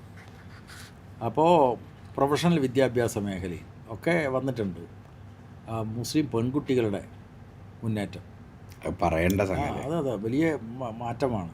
കാരണം റാങ്ക് നേടുന്ന പെൺകുട്ടികളിൽ മുസ്ലിം പെൺകുട്ടികൾ പ്രധാനപ്പെട്ട ഒരു പെർസെൻറ്റേജായി മാറിയിരിക്കുന്നു. അതെ അതെ അതെ അതെ. അപ്പോൾ അത് വിദ്യാഭ്യാസ രംഗത്ത് വലിയ മുന്നേറ്റം, ഇത് ചലനം ഉണ്ടാക്കിയിട്ടുണ്ട്. നേരത്തെ ഞാൻ പറഞ്ഞല്ലോ, അതായത് MSFൻ്റെ ഭാഗമായിട്ടുള്ള ഹരിത ഇതിൻ്റെ ഭാഗമായിട്ടാണ് വരുന്നത്. സ്വതന്ത്ര ചിന്ത, ലിബറൽ ചിന്തയും സ്വതന്ത്ര ചിന്തയും ഒക്കെ വരുന്നത് ഇതിൻ്റെ ഭാഗമായിട്ടാണ്. സ്റ്റേജിൽ കയറരുത് എന്ന് മറുവശത്ത് പറയുന്നത് പോസിറ്റീവായിട്ടൊരു കാര്യമായിട്ടാണ് ഞാൻ കാണുന്നത്. അത് മാറ്റങ്ങൾ ഉണ്ടാക്കും. ഇനി അധികകാലം ഇതിനെ തടഞ്ഞു നിർത്താനാവില്ല. പുരോഗമന പ്രസ്ഥാനങ്ങളുമായിട്ട് യോജിച്ചുകൊണ്ടും അതിലേക്ക് കടന്നു വന്നുകൊണ്ടുമുള്ള ആ ഒഴുക്കിനെ അവർക്ക് തടയാനാവില്ല. അത് വലിയ മാറ്റം മുസ്ലിം കമ്മ്യൂണിറ്റിയിൽ തീർച്ചയായിട്ടും. ഈ പൊതുവിദ്യാഭ്യാസത്തിൻ്റെ വ്യാപനം, അതിലുള്ള പങ്കാളിത്തത്തിലുള്ള വർധനവ് തീർച്ചയായിട്ടും ഇന്നല്ലെങ്കിൽ നാളെ അതിന് നല്ല മാറ്റങ്ങൾ ഉണ്ടാക്കും എന്നതാണ് ഞാൻ. അപ്പോൾ അതിൽ പറയുന്ന ഒരു പ്രധാനപ്പെട്ട സംഗതിയാണ് ശരീഅത്ത് വിവാദം. അപ്പോൾ സ്ത്രീകളുടെ വിവാദമായിട്ട് ബന്ധപ്പെട്ട് ശരിക്കും ഞാൻ ഇതിനെ മനസ്സിലാക്കിയ ഒരു കാര്യം, ശരീഅത്ത് വിവാദം മുസ്ലിം സ്ത്രീകളെ കമ്മ്യൂണിസ്റ്റ് പാർട്ടിയിൽ നിന്ന് അകറ്റുന്നതിൽ, മുസ്ലിങ്ങളെ പൊതുവെ അകറ്റുന്നതിൽ ഒരു പങ്ക് വഹിച്ചിട്ടുണ്ട് എന്നാണ് കേരളത്തിൽ. അപ്പം അന്നാണ് നിങ്ങൾക്ക് ഓർമ്മയല്ലേ, ഒന്നും കെട്ടും രണ്ടും കെട്ടും EMSൻ്റെ ഓളി കെട്ടും എന്നുള്ള മുദ്രാവാക്യമൊക്കെ വിളിച്ചത്. അന്ന് പാർട്ടിയുടെ ഒരു വലിയ രക്ഷകനായി വന്നത് പിന്നീട് ഹംസക്കയാണ്. ആ സംഭവങ്ങളൊന്ന് പറഞ്ഞാണ്. നിയമസഭയിലെ ഹംസക്കാൻ്റെ പ്രസംഗം ഇതിൽ പറയുന്നത് പൂർണ്ണമായിട്ട് രൂപത്തിൽ ഇതിനകത്ത് ചേർത്തിട്ടുണ്ട്. അപ്പോൾ അതിനകത്ത് അന്ന് പാർട്ടി എടുത്ത നിലപാടെന്താണ്? ഞങ്ങൾ ഇസ്ലാമിക ശരീഅത്തിനെയല്ല എതിർത്തത്, ഇന്ത്യൻ ശരീഅത്ത് നിയമത്തെയാണ്. ഇന്ത്യ ഗവൺമെൻറ് ഉണ്ടാക്കിയതാണ്. അപ്പോൾ ആ ശരീഅത്ത് നിയമത്തിൽ ബഹുഭാര്യത്വം, അതുപോലെ തന്നെ കുട്ടികൾക്ക് ചെലവിന് കൊടുക്കേണ്ട വിഷയം, ഇതൊക്കെയാണല്ലോ കേസായിട്ടൊക്കെ വന്നത്. അപ്പോൾ അതിൽ ചെലവിന് കൊടുക്കണം എന്ന നിലപാട് എടുത്തിട്ടുണ്ട്. ബഹുഭാര്യത്വം അത് നിരുത്സാഹപ്പെടുത്തണം എന്ന നിലപാട് സ്വീകരിച്ചിട്ടുണ്ട്. ഇന്നിപ്പോൾ എത്ര വർഷങ്ങൾ കഴിഞ്ഞു? ഇന്ന് കേരളത്തിലെ മുസ്ലിം സമൂഹത്തെ മാത്രം നോക്കിയാൽ എത്ര കുടുംബങ്ങളിലാണ് ബഹുഭാര്യത്വം നിലനിൽക്കുന്നത്? ഇന്ന് മുസ്ലിം സ്ത്രീകൾ തന്നെ അതിനെതിരാണ്.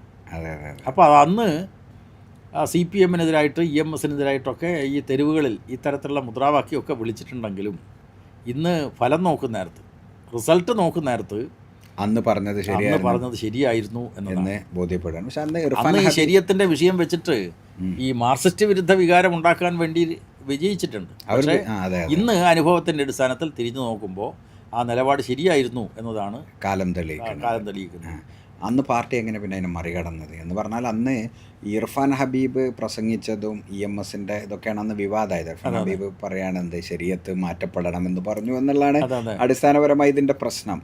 സത്യത്തിൽ വിഷയം അതുപോലുമല്ല, ഇർഫാൻ ഹബീബ് അല്ല വിഷയം കേന്ദ്രത്തിൽ ആ സ്ത്രീക്കെതിരെ ശബാന ബീഗത്തിൻ്റെ കേസാണ്. അപ്പം നമ്മളെ പ്രശ്നം അതല്ല. അതിനെങ്ങനെ പാർട്ടി മറികടന്നത്? ഇപ്പോൾ അല്ല, പാർട്ടി അക്കാര്യത്തിൽ തുടർച്ചയായിട്ടുള്ള ക്യാമ്പയിൻ നടത്തിക്കൊണ്ട് ഞങ്ങൾ ഈ മുസ്ലിം മതവിശ്വാസത്തിൻ്റെ ഏതെങ്കിലും സിദ്ധാന്തത്തിനെതിരല്ല എന്ന് ജനങ്ങളെ ബോധ്യപ്പെടുത്തിക്കൊണ്ടും, അതുപോലെ തന്നെ ജീവിത പ്രശ്നങ്ങളുണ്ടല്ലോ, ജനങ്ങളുടെ ജീവിത പ്രശ്നങ്ങളിൽ ഇടപെട്ടുകൊണ്ടാണ് അത്തരം മുൻവിധികളെയൊക്കെ മറികടക്കാനായത്. അങ്ങനെ മറികടന്നതില്ലേ. പിന്നെ അപ്പോൾ സ്ത്രീകളുടെ വിമോചനത്തിൽ നമ്മൾ മനസ്സിലാക്കേണ്ട ഒരു സാധനം, മുസ്ലിം സ്ത്രീകൾ വല്ലാതെ മാറിയിട്ടുണ്ട്. ഈ സമുദായത്തിലെ വിദ്യാഭ്യാസ രംഗത്ത് മുസ്ലിം പുരുഷനേക്കാൾ മുന്നിട്ട് നിൽക്കുന്നത് സ്ത്രീകളാണ്. അപ്പം ഞാൻ 1-2 നിക്കാഹിലൊക്കെ പങ്കെടുത്തപ്പോൾ എനിക്ക് മനസ്സിലായൊരു സംഗതി എന്താ വെച്ചാൽ, സാധാരണ ഗൾഫിൽ പോയി പൈസ ഉണ്ടാക്കിയ ചെറുപ്പക്കാരനും PGയും MBBS ഒക്കെ കഴിഞ്ഞ പെൺകുട്ടികളുമാണ് കല്യാണം നടക്കുന്നത്. എങ്ങനെ ഇവരെ പരസ്പരം ഒരുമിച്ച് പോകുന്നു ഞാൻ അത്ഭുതത്തോടെ നോക്കിയിട്ടുണ്ട്. അപ്പോൾ ഈ സമുദായത്തെ ഇനി നിയന്ത്രിക്കാൻ പോകുന്നത് ഇതിലെ പെൺകുട്ടികളാണെന്ന് എനിക്കെപ്പോഴും തോന്നാറുണ്ട്. അതൊരു വലിയ മാറ്റമാണ്. ഇനി ഒരു വളരെ പ്രധാനപ്പെട്ട മേഖല രാഷ്ട്രീയ ഇസ്ലാം കേരളത്തിലാണ്. ജമാഅത്തെ ഇസ്ലാമി തന്നെയാണല്ലോ പ്രധാനപ്പെട്ട അതിനകത്ത് എന്തൊക്കെയാണ് പറയണത്, എങ്ങനെയൊക്കെയാണ് കാര്യങ്ങൾ വിലയിരുത്തുന്നത്? അതായത് നേരത്തെ ഞാൻ പറഞ്ഞല്ലോ, അതായത് ജമാഅത്തെ ഇസ്ലാമിയാണ് ഇതിൻ്റെ ആശയപരമായിട്ട് നേതൃത്വം കൊടുക്കുന്നത് എന്ന് പറഞ്ഞാൽ മുസ്ലിങ്ങളിലെ രാഷ്ട്രീയ ഇസ്ലാമിൻ്റെ ആശയത്തിൻ്റെ ബേസ് ജമാഅത്തെ ഇസ്ലാമിയാണെന്നാണ് പാർട്ടി മനസ്സിലാക്കുന്നത്. അതെ, അവർ എടുത്ത നിലപാടുകളുടെ ഈ മാറ്റങ്ങൾ ശ്രദ്ധിക്കുമ്പോൾ തെരഞ്ഞെടുപ്പിൽ പങ്കെടുക്കാൻ പാടില്ല, ഉദ്യോഗം സ്വീകരിക്കാൻ പാടില്ല, ഇതൊക്കെയായിരുന്നു ആദ്യകാലത്ത് ജമാഅത്തെ ഇസ്ലാമിയുടെ സിദ്ധാന്തം. മൗദൂദിയുടെ കാഴ്ചപ്പാടാണല്ലോ. മാത്രമല്ല, ജനാധിപത്യ വ്യവസ്ഥയിൽ ശ്വസിക്കുന്നത് പോലും, എന്നിട്ടല്ലേ താമസിക്കല്, ശ്വസിക്കുന്നത് പോലും അനിസ്ലാമികമാണ് എന്ന് പ്രഖ്യാപിച്ച ആളാണ് മൗദൂദി. ആ മൗദൂദി പാകിസ്ഥാനിൽ പോയിട്ട് അവിടുത്തെ അഹമ്മദിയ വിരുദ്ധ കലാപത്തിൽ അവരുടെ നിലപാട് പറഞ്ഞിട്ടുണ്ട് മൗദൂദി. മുനീർ കമ്മീഷനോട് പറയുന്നുണ്ട്. അതായത് മുനീർ കമ്മീഷൻ ചോദിക്കുന്നുണ്ട്, അതായത് ഇവിടെ അഹമ്മദിയകളെ നിങ്ങൾ ഇങ്ങനെ പരിഗണിച്ചാൽ ഇന്ത്യയിലെ മുസ്ലിം ന്യൂനപക്ഷങ്ങളെ 2ാം തര പൗരന്മാരാക്കി കണക്കാക്കിയാൽ നിങ്ങൾക്ക് അതേക്കുറിച്ച് എന്താണ് തോന്നുക? അപ്പോൾ എനിക്കതിൽ എതിർപ്പില്ല എന്നാണ് മൗദൂദി പറയുന്നത്. അവിടെ പറയണത് അത് വളരെ, നമ്മളിപ്പോൾ ജമാഅത്തെ ഇസ്ലാമി വിലയിരുത്തുമ്പോൾ വളരെ പറയേണ്ട ഒരു കാര്യമാണ്. മൗദൂദി ഈ ഖാദിയാനി അദ്ദേഹം അവിടെ പോയിട്ട് ഒരു ഭരണഘടന ഉണ്ടാക്കുന്നുണ്ട്, എന്നിട്ട് എല്ലാ മുസ്ലിം സംഘടനകളും വിളിക്കുന്നുണ്ട്, എന്നിട്ട് അവരോട് ഇതിനെക്കുറിച്ച് പറയുന്നുണ്ട്, ഒരു ഇസ്ലാമിക ഭരണം, മാതൃക ഇസ്ലാമിക ഭരണകൂടം എങ്ങനെയാവണം. അപ്പോൾ അതിൽ ഖാദിയാനികളടക്കമുള്ള ഇസ്ലാമിലെ അഹമ്മദിയ മുസ്ലിങ്ങളടക്കമുള്ള ഇസ്ലാമിലെ അവാന്തര വിഭാഗങ്ങൾ 2ാം തരം പൗരന്മാരായി ജീവിക്കണം എന്നാണ് പറയുന്നത്. അതാണ് പിന്നെ അയാൾ ജസ്റ്റിസ് മുനീർ കമ്മീഷൻ്റെ മുന്നിൽ മൊഴിയായിട്ട് കൊടുക്കുന്നത്. അതാണ് വലിയ അക്രമം അവർ നേരിട്ടത്. എന്ന് വെച്ചാൽ അവരുടെ നഗരം തന്നെ തകർത്തു ഖാദിയാനി മുസ്ലിങ്ങളുടെ. അപ്പോൾ അവരുടെ ഒരു ബേസാണ് ജമാഅത്തെ ഇസ്ലാമി എന്നാണ് പറയുന്നത് അല്ലേ. അപ്പോൾ അവർ ബംഗ്ലാദേശിലെ തെരഞ്ഞെടുപ്പ് പോലും പുറത്തു വന്നല്ലോ, ജമാഅത്തെ ഇസ്ലാമിക്ക് വലിയ ഭൂരിപക്ഷം കിട്ടിയില്ല അവിടെ. ഇല്ല. മുസ്ലിം ജനങ്ങൾ തന്നെ ജമാഅത്തെ ഇസ്ലാമിയെ ആ നിലക്ക് സ്വീകരിച്ചിട്ടില്ല. അതെ. അപ്പോൾ അതല്ല, ഈ കേരളത്തിൽ ഇവരുടെ ഒരു പ്രവർത്തന രീതി എങ്ങനെയൊക്കെയാണ് അവർ കാണുന്നത്? ഇപ്പോൾ സിയാവുദ്ദീൻ സർദാറിൻ്റെ അതൊക്കെ പറയുന്നുണ്ടല്ലോ, എന്ന് വെച്ചാൽ അതാണല്ലോ വോട്ട് ചെയ്യണത്. തീർച്ചയായിട്ടും. അതായത് ഇതിൽ ഈ രാഷ്ട്രീയ ഇസ്ലാം അപകടകരമായിട്ടുള്ള ഒരു ആശയമാണ് പ്രചരിപ്പിക്കുന്നത്. അപ്പോൾ സഹീദ് റൂമി പറഞ്ഞ പോലെ, അതായത് ഇത് ലോകത്തൊട്ടാകെയുള്ളതാണല്ലോ രാഷ്ട്രീയ ഇസ്ലാം. Muslim Brotherhood. മുസ്ലിം ബ്രദർഹുഡിൻ്റെ ആശയം എന്താന്ന് പറഞ്ഞാൽ, ഈ അല്ലാഹുവാണ് ഞങ്ങളുടെ ലക്ഷ്യം. അല്ലാഹുവാണ് ഞങ്ങളുടെ ലക്ഷ്യം. പിന്നെ മാത്രമല്ല, ഖുറാനാണ് ഞങ്ങളുടെ മാർഗദർശനം ചെയ്യുന്നത് അതുപോലെ തന്നെ ജിഹാദാണ് ഞങ്ങളുടെ വഴി. അതെ അതെ. എന്നിട്ട് അല്ലാഹുവിൻ്റെ മാർഗത്തിൽ മരണമാണ് ഏറ്റവും വലിയ പ്രതീക്ഷ എന്ന് പറഞ്ഞാൽ മരണത്തിലേക്ക് പോവുക, അതെ അതെ, സ്വർഗം തേടിയുള്ള യാത്ര. അതെ അതെ. ഇതേക്കുറിച്ചാണ് സിയാവുദ്ദീൻ സർദാറിൻ്റെ seeking paradise, desperately seeking paradise. അപ്പോൾ സ്വർഗം തേടി എന്നുള്ള പുസ്തകം മലയാളത്തിലുണ്ടല്ലോ ഇപ്പോൾ. അതെ, അതെ പുസ്തകം. അതിനകത്ത് ഈ ഭാഗം പറഞ്ഞതിന് ശേഷം മരണത്തിലേക്കുള്ള വഴി തേടിക്കൊണ്ടു പോകുന്ന ഈ പറയുന്ന ജിഹാദികളെ സംബന്ധിച്ച് അദ്ദേഹം പറയുന്നത്, നിങ്ങൾ ഇസ്ലാമിക മാർഗത്തിൽ ഇസ്ലാമിക മാർഗത്തിൽ ഇഹലോകത്ത് ജീവിക്കാനാണ് നിങ്ങൾ ശ്രമിക്കേണ്ടത്, പഠിപ്പിക്കേണ്ടത്.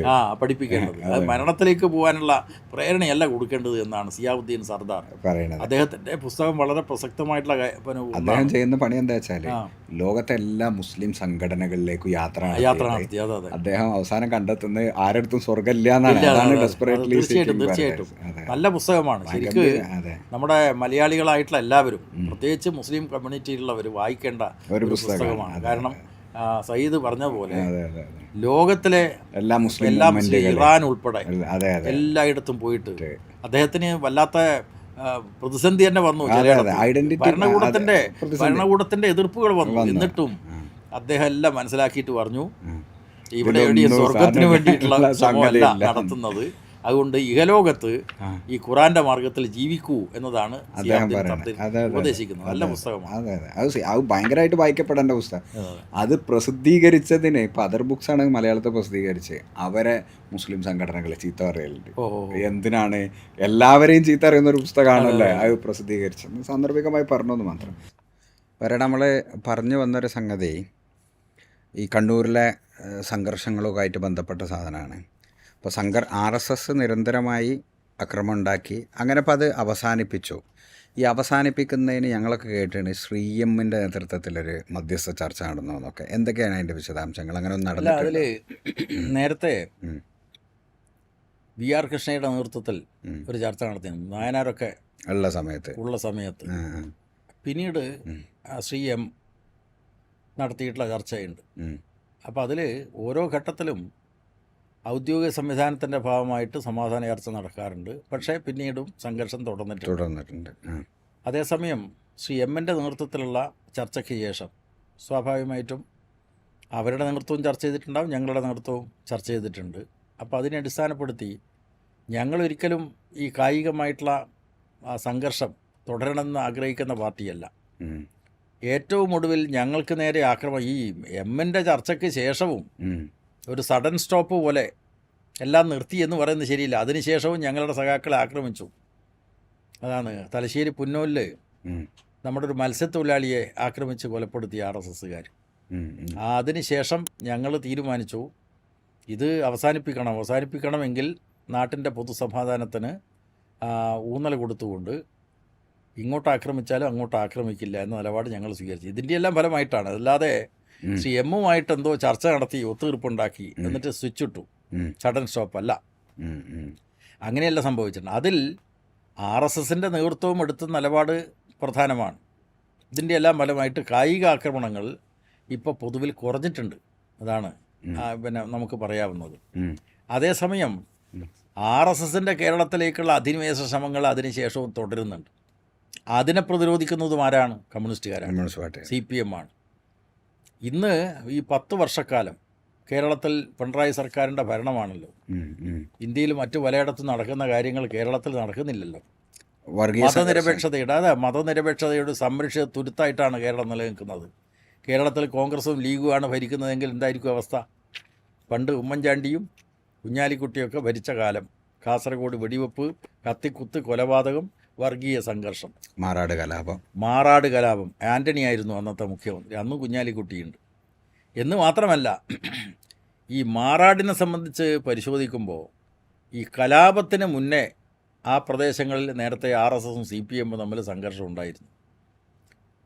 RSSും ലീഗും തമ്മിൽ പ്രശ്നമുണ്ടായിരുന്നു. അതാണ് അവിടെ ഒരു കേസ്, എൻ്റെ സംഘർഷങ്ങളുടെ രാഷ്ട്രീയം എന്ന പുസ്തകത്തിൽ പറഞ്ഞിട്ടുണ്ട്, 2 കൊലക്കേസുകൾ. ആ കൊലക്കേസുകൾ പരസ്പരം രാജിയാക്കി. അതെ അതെ അതെ ആ, അതെ അതെ. അതായത് ഇത് അളകാപുരി ഉടമ്പടി എന്നാണ് അറിയപ്പെടുന്നത്. അളകാപുരിയുടെ അത് RSS നേതാക്കന്മാരും ലീഗ് ലീഗ് നേതാക്കന്മാരും കൂടിയാലോചിച്ച് അളകാപുരി ഹോട്ടലിൽ അത് അളകാപുരി ഹോട്ടലിൽ വെച്ച് ഉടമ്പടി ഉണ്ടാക്കി. അപ്പുറത്തെ സാക്ഷികൾ ഇപ്പുറത്തെ സാക്ഷികൾ പരസ്പരം അങ്ങോട്ടും ഇങ്ങോട്ടും പറയാതിരിക്കുകയാണ്. അങ്ങനത്തെ യാതൊരു കാര്യവും CPM RS സംഘർഷത്തിൻ്റെ കാര്യത്തിൽ ഉണ്ടായിട്ടില്ല. അങ്ങനെ ഒരു ഒത്തുതീർപ്പ് ഉണ്ടായിട്ടില്ല. ഇപ്പോഴും അന്നത്തെ ഇല്ല, ഒരു ഒത്തുതീർപ്പ് ഉണ്ടായിട്ടില്ല. ഇപ്പോഴും കേസുകൾ കോടതിയിൽ നടക്കുന്നുണ്ട്. ഞാനടക്കം അത്തരം കേസുകളിലെ പ്രതിയുമാണ്. അതെ അതെ അതെ. അപ്പോൾ അതുകൊണ്ട് അങ്ങനെ യാതൊരു ഒത്തുതീർപ്പും ഉണ്ടാക്കിയിട്ടില്ല. അതേസമയം കായികാക്രമണങ്ങൾ അവസാനിപ്പിക്കാൻ വേണ്ടി ഇരു നേതൃത്വവും നിർദ്ദേശം കൊടുത്തിട്ടുണ്ട്. ഞങ്ങളെ പാർട്ടി അത് കർശനമായിട്ട് നടപ്പാക്കുന്നുണ്ട്. അതിനുശേഷം അക്രമങ്ങളുണ്ടായിട്ടും നമ്മൾ മുൻകൈയെടുത്ത് അങ്ങോട്ട് ചെയ്യണ്ട എന്ന നിലക്കുള്ള ഒരു പൊതു നിലപാടെടുത്തിട്ടുണ്ട്. അത് ഏതെങ്കിലും വ്യക്തിയുടെ നിലപാടല്ല, പാർട്ടിയുടെ നിലപാടാണ്.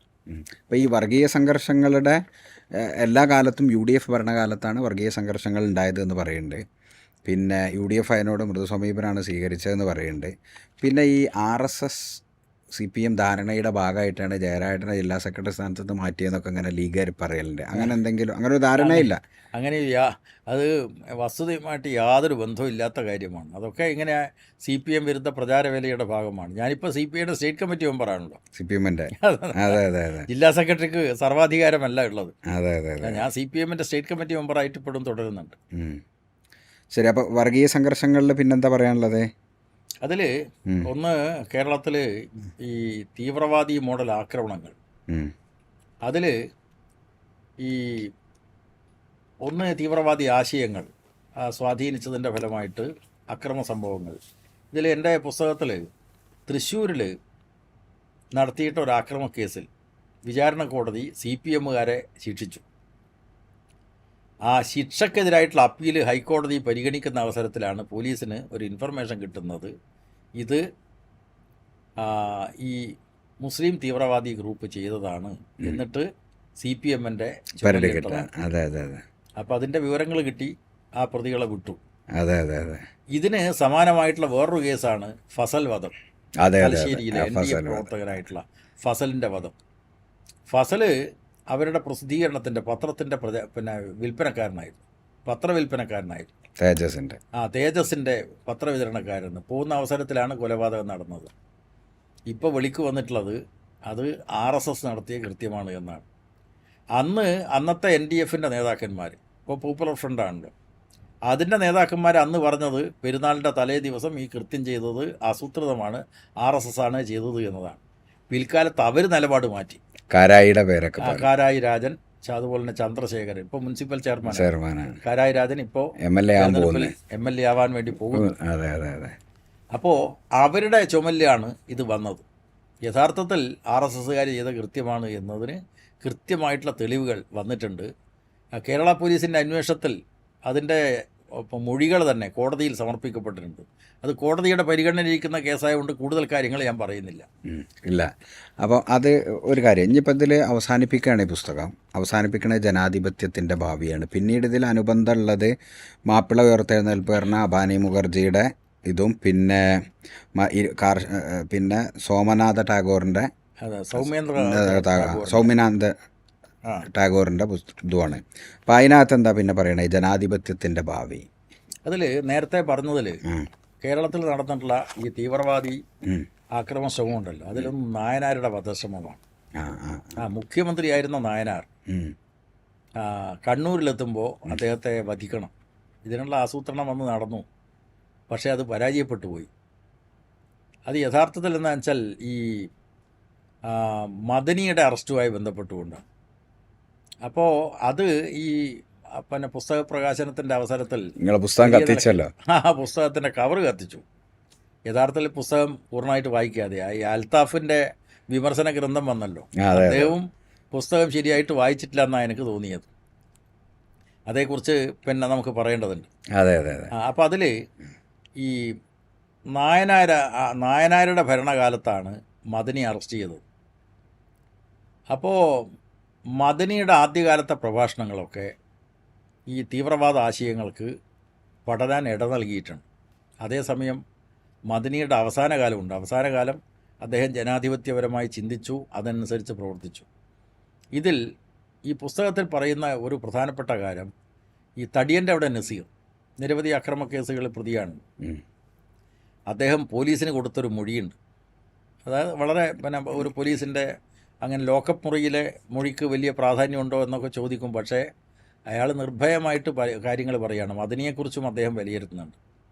മദനിയുടെ ആദ്യകാല പ്രഭാഷണങ്ങൾ കേട്ടിട്ടത് കണ്ണൂർ സിറ്റിയിലെ ഒരു ക്ലബിൽ ഈ ആശയങ്ങളാൽ സ്വാധീനിക്കപ്പെട്ടു. എന്നാൽ പിന്നീട് മദനി ആ നിലപാടൊക്കെ മാറ്റി എന്ന വിമർശനം ഉന്നയിക്കുകയാണ് തടിയൻ്റെ അവിടെ. സംഗതി മനസ്സിലായല്ലോ.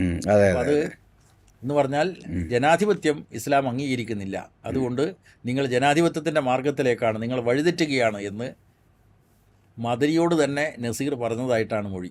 അത് ശരി.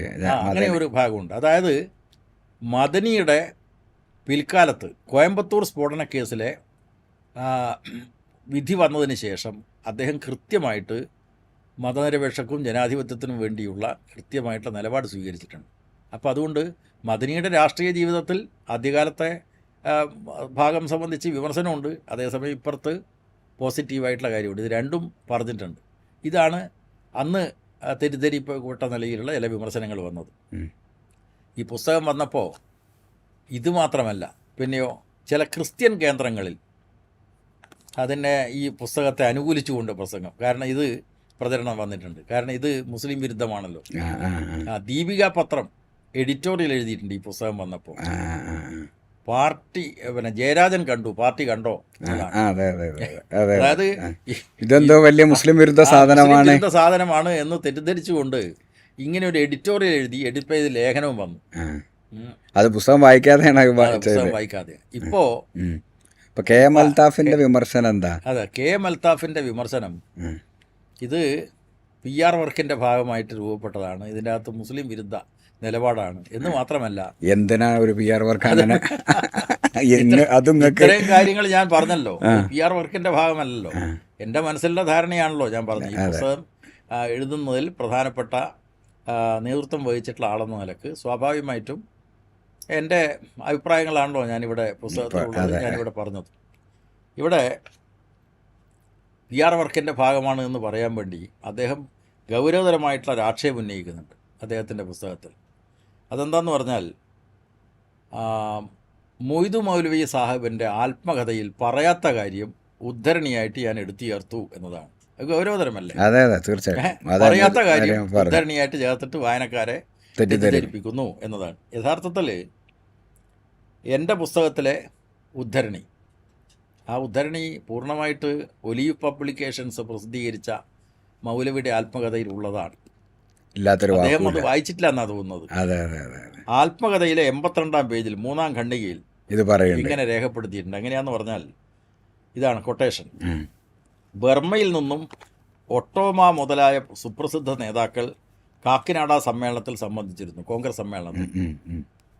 ഞാൻ പോകുന്ന അവസരത്തിൽ, മൗലവി പറയാണ്, ഞാൻ പോകുന്ന അവസരത്തിൽ അബ്ദുറഹ്മാൻ സാഹിബ് എന്നെ പ്രത്യേകം ഉപദേശിച്ചു.